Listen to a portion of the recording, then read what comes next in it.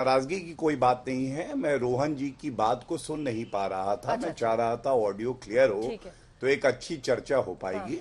वो अब ऑडियो अभी भी थोड़ा कम आ रहा है, लेकिन मैं उत्तर वो अभी देना शांत हुए हैं तो अब उनका ऑडियो हम लोग करेक्ट कर लेंगे। थोड़ा ब्लास्ट कर रहा था। ठीक है गौरव जी, अपना छोटा सा एक जवाब दीजिएगा, फिर मैं रागी साहब फौरन आ रही हूँ। क्या क्या पॉइंट नोट किया, सब दिख रहा है, यहाँ से आ रही हूँ। देखिए अंजना जी, मैं केवल इतना ही कहूंगा कि राहुल गांधी कहते हैं कि नफरत के बाजार में मोहब्बत की दुकान खोलता हूं।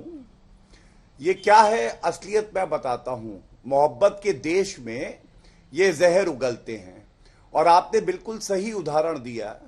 जिसकी निक्कर में ये आग लगा रहे थे, उसी आग का सहारा लेके जो बुझता हुआ दिया है, जो बुझ चुका है, उसमें रोशनी दे दी आज इस वक्तव्य से। यह दिखाता है कि सही मायने में क्या आदर्श रास्ता होता है एक व्यक्ति के लिए जब वो देश से मोहब्बत करता है। लेकिन मैं एक बड़ी बात आपके चैनल पे उठाना चाहता हूं। हम हमेशा कहते हैं भारत जुड़ा हुआ है, अखंड है, तो आप जोड़ किसे रहे हैं? कांग्रेस पार्टी टूट रही है, उसको जोड़िए। फारूक अब्दुल्ला ये दिखाई दिए है, देखिए ये तस्वीर है। फारूक अब्दुल्ला गले लग रहे हैं और राहुल गांधी और प्रियंका वाड्रा दिखाई दे रहे हैं। अब मैं आपको एक तस्वीर और दिखाता हूं। ये वही फारूक अब्दुल्ला है। देखिए यासीन मलिक के कंधे पे कैसे हाथ रखे हुए हैं। अब समानता देखिए, ये पिक्चर देखिए। ये है, एक मिनट अंजना जी, एक मिनट रुक जाइए, कोई बात नहीं, मैं अपनी बात पूरी कर लूं, कोई बात नहीं। देखिए फारूक अब्दुल्ला वहां पे यासीन मलिक के कंधे पे कह रहे बेटा चिंता ना करना, और यहां मनमोहन सिंह जी कह रहे हैं आओ काजू पिस्ता बादाम खिलाऊं, कश्मीर की नीति बनाएंगे। आप मुझे बताइए, रोहन गुप्ता से ये सवाल पूछिएगा, क्या फारूक अब्दुल्ला जो ये कहते हैं कि चीन की मदद से अनुच्छेद 370 को बहाल कर देंगे, उनका इस यात्रा में आना किस बात का प्रमाण है? जो कहते हैं कि पाकिस्तान से बातचीत करो, वो फारूक अब्दुल्ला राहुल गांधी के गले लग रहे हैं। जो कहते हैं पत्थरबाज देश के लिए लड़ रहे हैं, वो फारूक अब्दुल्ला आज जो है साथ खड़े हुए हैं। मैं केवल ये पूछना चाहता हूं, आप बताइए क्यों ऐसा है कि यासीन मलिक जैसे लोगों को मनमोहन सिंह जी भी रोहन जी को बड़ा दिखाइए भाई, वो भी कुछ दिखा रहे हैं, और आज फारूक अब्दुल्ला भी उनके साथ हैं। तो मैं केवल इतना कहूंगा, ये भारत तोड़ो यात्रा नफरत की यात्रा है। इसमें कभी निक्कर में आग लगाते हैं, कभी रिजिल मकुट्टी जो गाय काटता है वो दिखाई देता है, जॉर्ज पुनैया जो भारत माता को कहते हैं कि ये गंदी कर देगी मेरे चरणों को अगर मैं छू लूंगा, वो दिखाई देते हैं। अब आप बताइए ऐसी यात्रा का क्या निष्कर्ष निकलेगा? आपके मोबाइल का डिस्प्ले ही बंद हो गया है सर। चलिए आप इसके बाद बोलेगा, रागी जी को बोलने देते। रागी जी, राहुल गांधी के दिमाग ये हृदय देख लीजिए वापस।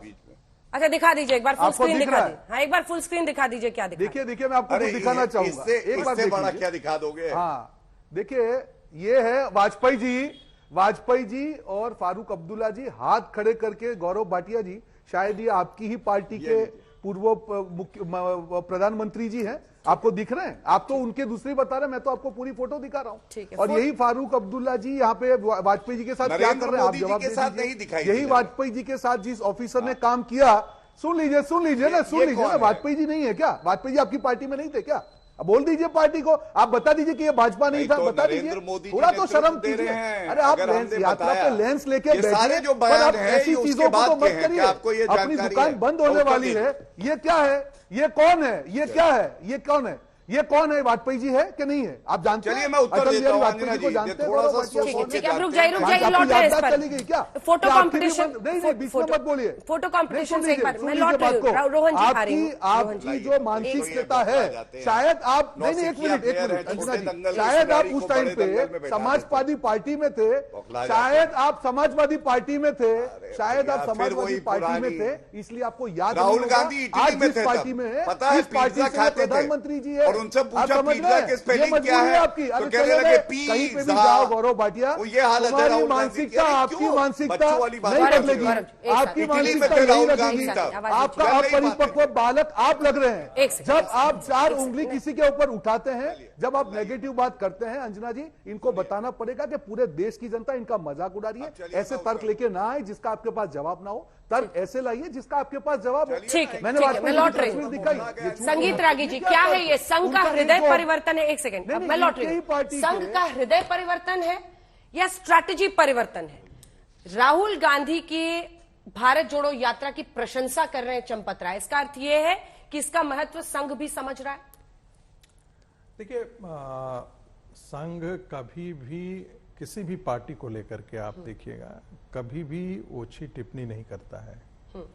तो राहुल गांधी यदि भारत भ्रमण कर रहे हैं और भारत जोड़ने की कोशिश कर रहे हैं, उनको लगता है कि भारत खंडित है और जोड़ने का प्रयास कर रहे हैं, तो ये उनकी समझ है भारत के बारे में। संघ उस पर टिप्पणी नहीं कर रहा है। बस तो चंपत राय जी कर रहे हैं ना। देखिए, चंपत राय जी की भाषा को यदि देखिए तो 3 हिस्सों में तोड़िए उसको। एक, राहुल जी यंग हैं, दूसरा सर्दी में, और तीसरा पैदल घूम रहे हैं। ये प्रक्षिप्त व्यंग की भाषा होती है। देखिए, एवरेज एज ऑफ इंडिया क्या है? 70 साल शायद है, 70 या 71 साल है। अब 71 साल में कोई आदमी, ये तो रोज के रोज जो है वो गौरव भाटिया उनको नौजवान बालक बोलते रहते हैं, लेकिन राहुल गांधी की उम्र 52 साल की हो चुकी है। यदि 52 साल और 72 साल में आप देने, तो एवरेज एज से यदि आप कंपेयर करेंगे तो वो चौथेपन की तरफ है। तो व्यंग की भाषा में उन्होंने कहा कि एक आदमी भारत जोड़ो में पैदल चल रहा है, घूम रहा है, तो हमें उसमें क्या एतराज हो सकता है? कोई एतराज की प्रश्न नहीं है। दूसरी हिस्सा जो है, देखिए, राहुल गांधी को शायद जो उनका जो स्क्रिप्ट लिख रहा है, शायद एक बहुत बड़ी गलती कर रहे हैं। मोहब्बत जो है वो बाजार, न तो बाजार की वस्तु है, न तो दुकान की वस्तु है। राजनीति व्यापार की हो सकती है, लेकिन मोहब्बत व्यापार की वस्तु नहीं है और न ही बाजार की वस्तु है। उनको पता नहीं किसने स्क्रिप्ट दे दिया है। जब वो भारत भ्रमण पर निकल रहे हैं और वो कहते हैं कि हमारा राजनीतिक इसमें कोई ये नहीं है, इसमें मंशा राजनीतिक नहीं है, लेकिन जब आप सवाल करते हैं तो सारे सवाल आपके राजनीतिक होते हैं, आपके बिंब राजनीतिक होते हैं। जब आप सहारनपुर में जाते हैं तो आप मुस्लिम नेताओं को लेकर के वहां पर खड़े होते हैं। जब आप केरल में जाते हैं तो आप चर्च के साथ खड़े हो जाते हैं, और जब आप भोपाल में जाते हैं तो आप मंदिर, उज्जैन में जाते हैं तो आप मंदिर के साथ खड़े हो जाते हैं। तो आप क्या गलत है? सभी धर्मों का सम्मान करने में क्या गलत है? नहीं, ये सभी धर्मों का सम्मान नहीं एक है। ही करिए। सुन लीजिए मेरी बात। नहीं, मैंने बिल्कुल नहीं कहा। चूंकि सहारा नहीं, मैं जो कह रहा हूं उसकी तरफ आप सुनिए, मैं जोड़ रहा हूं। पहुंचे मुस्लिम बहुल इलाके में जहां आपको मुस्लिम वोट को मोबिलाइज करना है, वहां आप मुस्लिम प्रतिनिधियों को लेकर के मंच पर खड़े होते हैं। जहां क्रिश्चियन को मोबिलाइज करने की जरूरत है, जहां क्रिश्चियन बहुलता है, वहां पर आप क्रिश्चियन बनने की कोशिश करते हैं। और जहां पर आप हिंदू डोमिनेटेड एरिया में जाते हैं तो वहां पर आप जनेऊ डाल करके और जो है वो त्रिपुंड लगा लेते हैं।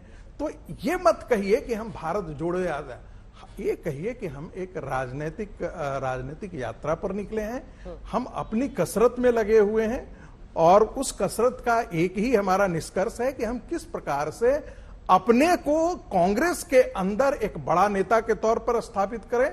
दूसरी बात कि हम कांग्रेस को कैसे खड़ा कर सकें। ये कहते तो उसमें बहुत आसानी होती, लेकिन क्या ऐसा वो कांग्रेस पार्टी को कर पाए हैं?